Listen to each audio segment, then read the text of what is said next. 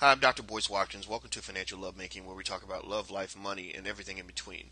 I'm here with my partner, my homegirl, the entertainment director at Ebony Magazine, Miss S. Tia Brown. How you doing today, Tia? I'm doing well. How are you? I'm good. I'm in Chicago. You are in New York. I hope the weather is as nice there as it is here. It's bright and sunny outside. Yes, the storm is over for some of us, but ongoing for others. Ongoing. Yes. Well, I don't know. I mean, you get a bottle upside the head, you might be seeing stars today. What's up with this situation with Blood, Sweat, and Heels? I don't know anybody on the show except Demetria Lucas, and Mhm. I know she wasn't involved in this crazy altercation. But tell me about this. You keep up with these Yeah, shows. I do. I do. What's going down Those of here? you who watch this financial lovemaking segment religiously, you know I love reality TV. Boyce always talks crap to me about it, but I can't help. Blood, Sweat, and Heels is one of my favorite shows. I do know a couple of people on the cast, Geneva Thomas, Daisy Llewellyn. I've met Demetria Lucas on occasion. And I love seeing, savvy, smart Black women doing their thing. Well, earlier this week, the thing that they did was brawl. Melyssa Ford and Geneva Thomas got into a physical altercation, and Geneva is accused of hitting Melyssa in the head with a vodka bottle. Mm, Right. This is at a club in the city. Geneva has since been arrested, and we're waiting to see kind of what's next.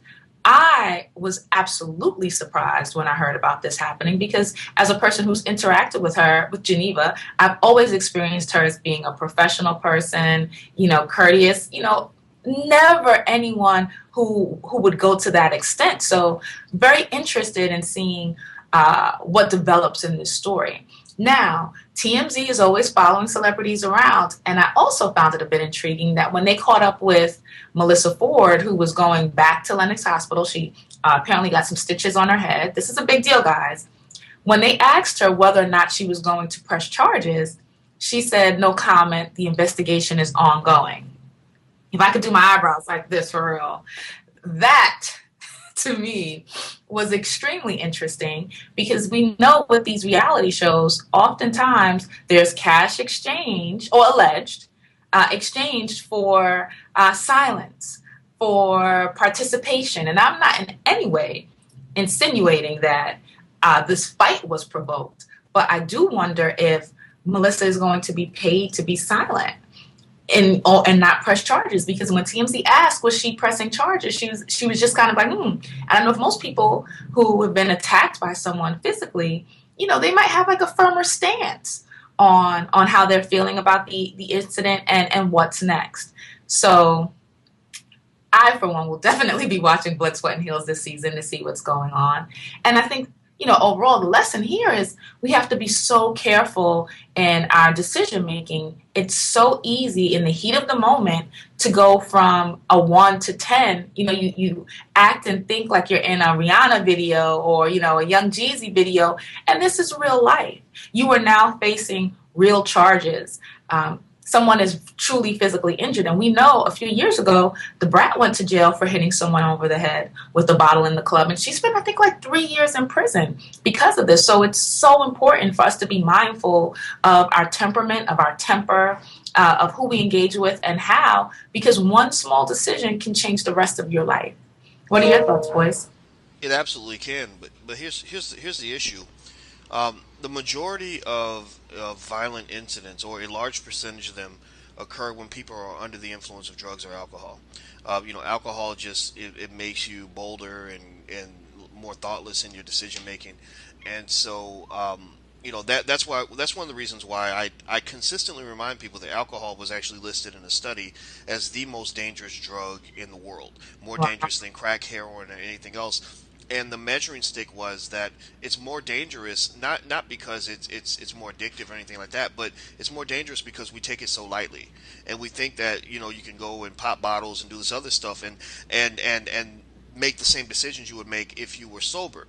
And what is sort of the underlying unwritten tragedy is that there are tens of thousands of people who are in prison for something they did while they were under the influence, something they would never do Crazy. otherwise. In fact, I know a guy who got 70 years for touching his girlfriend's daughter, and he said, if I wasn't drunk, I probably wouldn't have done it.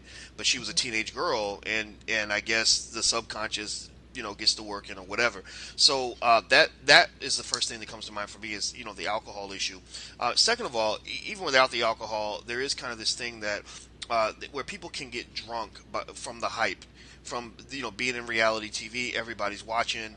Right. Egos are inflated. The producers are looking for drama. They love lining up these women of color and saying, okay, just be ratchet, girl. Just act the way you people act. They don't say that, but that's kind of what the implication is. And I think that when you really kind of look at this and you say, well, what is this doing for the world? How is this presenting women of color to the world? What is this? What are young girls learning about how to deal with each other?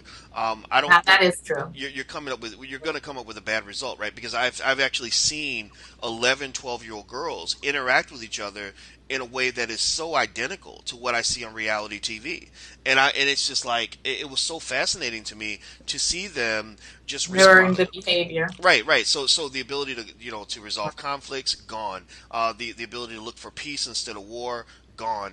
And I think it's a little bit sad because some of these girls end up feeling so bullied and hurt and abused by other young ladies. And I just think, man, what kind of world would we have if we trained those little girls to support each other as opposed to abuse each other? And that's kind of what we're kind of getting societally when we're sort of dramatizing this sort of thing and making it look really cool. No, you're absolutely right. And the first point that you made, I completely agree with. Alcohol can definitely take a moment from being grown and sexy to grown and scary. So we have to be so mindful of drinking, how it impacts our decision making, and again, how this will be your ever after. The decision you make in that moment will be your ever after. And to your second point, in terms of modeling behavior, I'm always very torn about that because, in one way, I look at reality TV purely as entertainment. We know that some of these scenarios are lightly scripted to create conflict. And then the people who are engaged decide whether they want it to be a conflict that's a 5 or a 15. But on the other hand, I do agree that on the larger scale, when we see more people of color interacting in a violent way, it kind of makes it okay. We get these messages subliminally that, when we argue, it's okay to be very upset. It's okay to be very vocal and disrespectful. It's okay to be physical because media sometimes not only just reflects, it directs society. So it's a constant balance of people really paying attention and having these conversations around what's right and wrong. For those people who aspire to be on reality shows, I always say they can't film what you don't do. So you always want to have a clear and sober mind.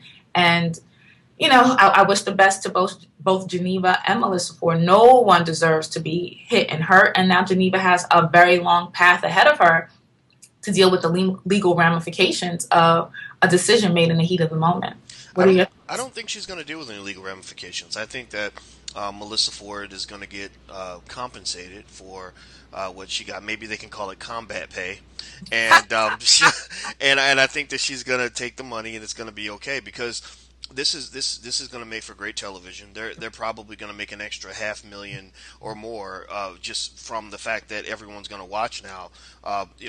Probably more than 500,000. I mean, I'm probably talking small here.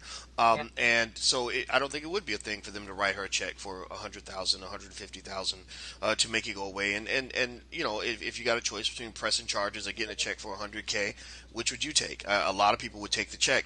But what people Depends on your student loan amount. Depends on how much more you there you owe. go. It depends on how much. I don't know how much Melyssa Ford's student loans are.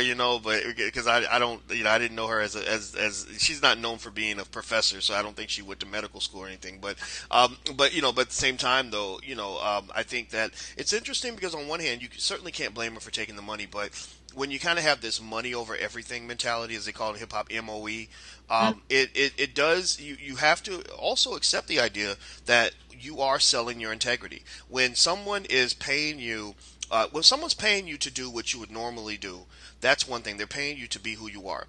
When someone's paying you to do things you wouldn't normally do, they're not paying you to be who you are. They're paying you to be somebody else. And so, if you normally would press charges if somebody cracks a bottle upside your head, I know I would, but somebody writes you a check and then you don't press charges, you have to ask yourself, okay, what's the trade-off here? In this case, I'm not saying it's necessarily bad, but I would say that it can kind of deplete your soul, because eventually, when you're paid enough to be somebody else, you really lose who you are in the process. And I think that people have to really think about that when they get all excited about being on some reality TV show. And the last point I'll make on this, and then I'm done. Dr. Chanel Jones at Ohio Dominican University, she's a criminologist, brilliant black woman. She basically made a very good point in a conversation we had recently, where she said that people watching these reality shows have to understand, if you crack a bottle upside somebody's head in the club, you're going to prison, and you're going to prison for a long time. There are a lot of people in prison right now for cracking a bottle upside somebody's head in a heat of passion. So I think I agree with you. Most people, a lot of people are like you. They watch it as purely entertainment. That's it. But unfortunately, there is a class of people who's influenced by the images that are being marketed. Everything that's on TV, it's a form of marketing. And so, for example, if all the Hollywood actors started smoking, smoking rates would go up, because, and that's why they don't let people smoke as much in movies like they used to, right? So so that when we see that marketing, I think people have to really make sure they understand the difference between that fake reality and reality. In reality, nobody's gonna write you a check for putting a bottle beside somebody's head, or vice versa, whatever. You're gonna go to jail. So you have to understand that. You will face real consequences in the real world. Reality TV is not quite the real world. And the only thing that I want to make clear is that allegedly networks pay folks to endure certain hardships on reality shows. Allegedly, wink, allegedly. Wink. This is not something that we're saying is a fact. This is the rumor. This is alleged. But we'd love to hear your thoughts on this topic. Write in and let us know. Thank you guys so much for listening, and have a great day.